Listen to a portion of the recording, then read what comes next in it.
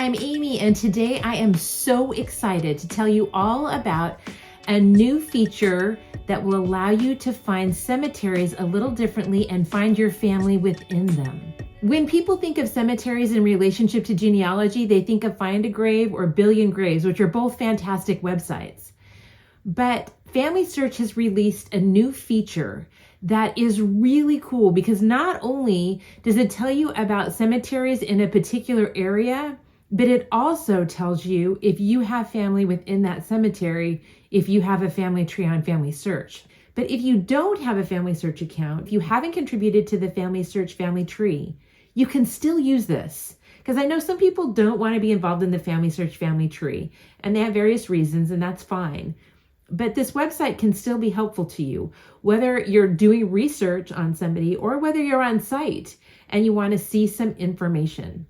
They've also included not only cemeteries, but memorials, monuments, and historical sites.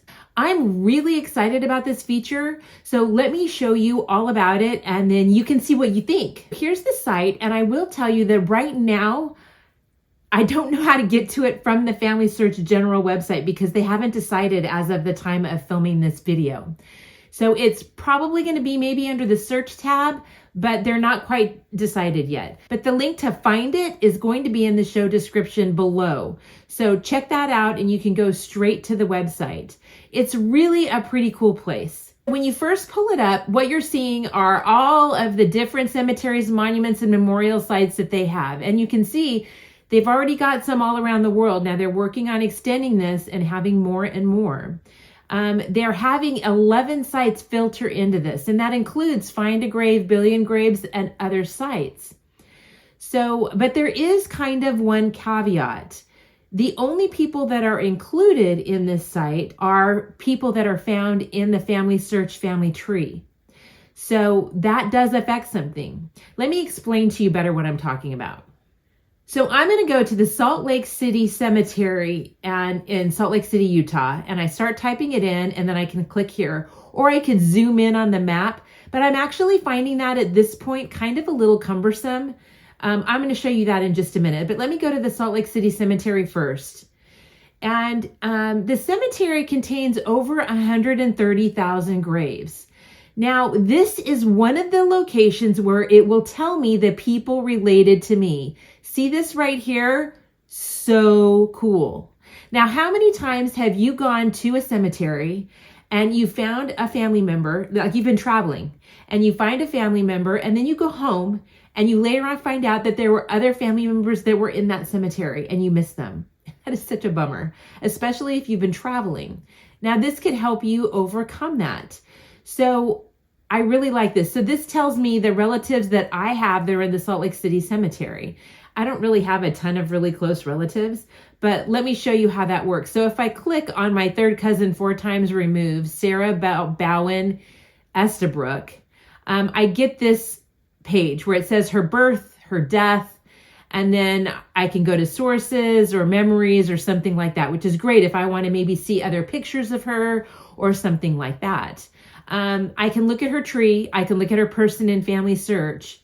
But I want to look at my relationship to her. Now, again, this isn't going to work unless you're logged into your FamilySearch account when you go to this page. Okay, so make sure you know that.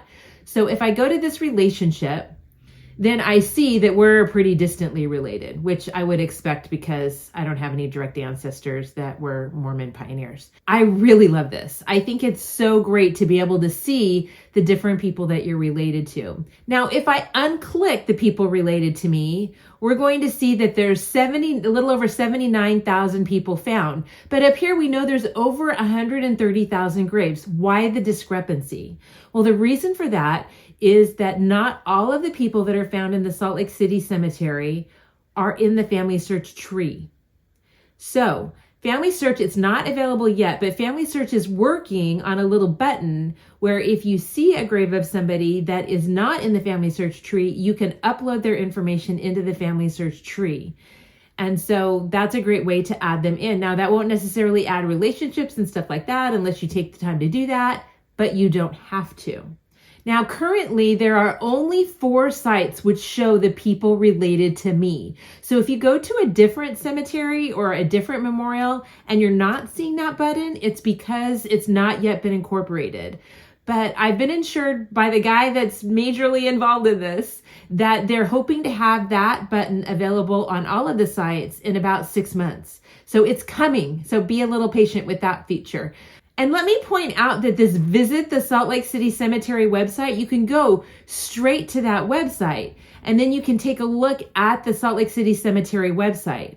So I'm going to go to this Find a Different Site, and I'm going to type up here Pearl Harbor.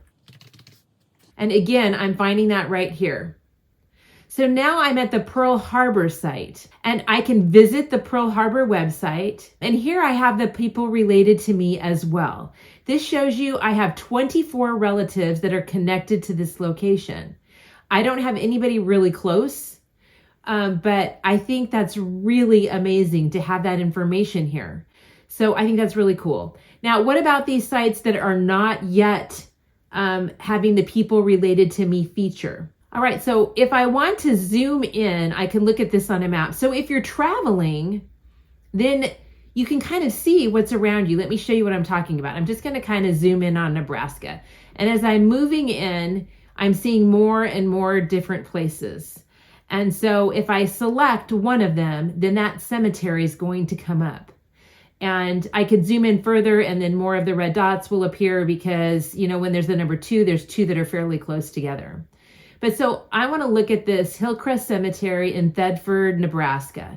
So I'm going to go to that site, and then I'm going to see the cemetery and the people that are in the family tree that are connected to this place. And it says that right here. I can visit the Find a Grave website where this information came from. So if I click on this, I'm going to go to Find a Grave. I'm not going to go specifically to that cemetery, but then I can input that cemetery information to Find a Grave. That's another little thing that you guys could do, is take us directly to the cemetery. That would be awesome if you can do that, FamilySearch. All right, so here are the people that are in the FamilySearch tree that are in the cemetery. And I don't have that button that tells you whether or not I'm related to any of them. So if I wanted to look for a certain person, like I'm related to filers, I have no filers in that cemetery.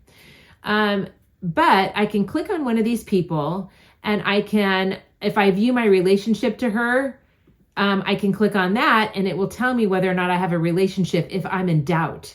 But I can look at information about her. Now, if I have a FamilySearch account and I've contributed to the FamilySearch tree and I am in the tree with my ancestors, I'm going to be able to find whether or not the people that I'm related to are in these memorials. But if I'm not a member of FamilySearch, it doesn't matter. I still can view this website. I can still see people that are in the FamilySearch tree, which is really cool. It's not like you have to be part of FamilySearch in order to participate in this and to glean the benefits of this app.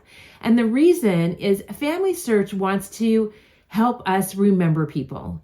If somebody in a family put time and money into creating a beautiful headstone, they did it because they wanted their loved one to be remembered. And how many times, for those of us who like to go to cemeteries, raise your hand, how many times have we gone there and we've seen a headstone and we kind of wonder, who is this person? I wonder about them. Well, now we can find out. So let's say I'm walking around the cemetery and I see a headstone for a Bush.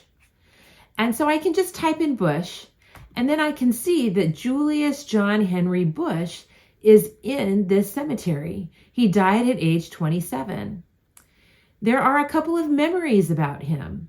So I can go to his memory page, and I can see a photograph of him, and I can see an article that talked about him or his family from a book. I can go to his details and I can see more information about his life and where he was born. I think that's really great. So it doesn't just apply to your own family member. It applies to really remembering those who have gone before us. You know, when you're looking at this information on individuals, things come to life. And that's one of the things I love about remembering those that have gone before us, is that remembrance, that seeing who they are and learning more of the details of their lives. And that's one of the things that I'm excited about this website. All right, now I'm going to take a minute and I want to show you the QR code so that if you scan this QR code with your phone on the screen right now, you're going to be able to go right to the site on your phone. Now on an iPhone, if you want to save this as an icon, because this is not an app, and at this point, they aren't talking about making it an app on FamilySearch. So sorry, maybe they're going to look at that later on, but right now it's not being discussed that I know of. But you can actually make this website an app on your phone, and maybe you don't know how to do that. So once you scan the QR code and you go to the website, now you're looking at the website, and I want you to, at the bottom again, this is iPhone, Android users, I'm sorry, you're on your own. You probably have a similar option, but I don't know how to do it. But when you go on your iPhone, if you click to save that as a favorite, you know how you would save something as a favorite? Instead of clicking favorite, scroll down a little bit further and save it to your home screen. That's actually going to create a little app. It will also save it as a favorite for you. But let me show you. Then it shows up on my phone as like a little app. And if I click on that, I go straight to the website. So if I'm traveling, I have quick and easy access to that, which I really like. So anyway, a little trick for you to keep that on your phone, have it in a place where you can use it and use this feature to the best of your ability. So way to go, FamilySearch. Way to, just in time for Memorial Day, release this feature that allows us to draw nearer to those that have gone before us and truly remember them, which is what Memorial Day is all about. I really hope this video has been helpful for you. I really see this as a way for us to draw closer to our ancestors, and I'm grateful for all the technologies that we have that are making that possible. If this video has been of help to you, please like it and subscribe to the channel. That way you get notified of when I have other videos. If you click the bell, then you actually get an email notification that I've released a new video. But I release my videos on Thursday mornings, and I love to see you. Now these videos over here to this side are videos that may be of interest to you so that you can watch them to your heart's content. I so appreciate your support. I enjoy doing these videos. I love to see your comments and all of the things that you share with me. Thank you so much. Have a great day.